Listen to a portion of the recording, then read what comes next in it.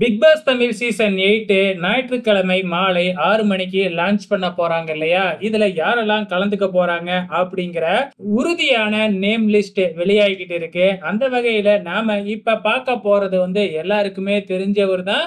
இவரு இதுக்கு முன்னாடி நடந்த பிக் பாஸ் எல்லாம் பத்தி ரிவ்யூ பண்ணி இருக்கிறாரு. அதாவது பிக் பாஸ் முடிஞ்ச உடனே அவரு வந்து பாத்தீங்கன்னா யூடியூப் சேனல்ல ரிவ்யூ பண்ண ஆரம்பிச்சுருவாருங்க. அது மட்டும் இல்ல, புரொடியூசரும் கூட. இவருக்கு பேர சொன்னாவே எல்லாருக்குமே தெரிஞ்சிருக்கும்.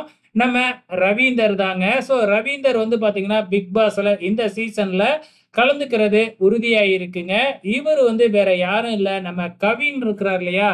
கவினோட படத்த வந்து பாத்தீங்கன்னா, புரொடியூஸ் பண்ணியிருக்கிறாரு. பிக் பாஸ் தமிழ் சீசன் 3 நடந்தப்பலாம் இவர்கிட்ட இன்டர்வியூலாம் எடுத்திருப்பாங்க கவின பத்தி. அப்பவே தெரிஞ்சிருக்கும். ரவீந்தர் அப்படின்னா யாருன்னு.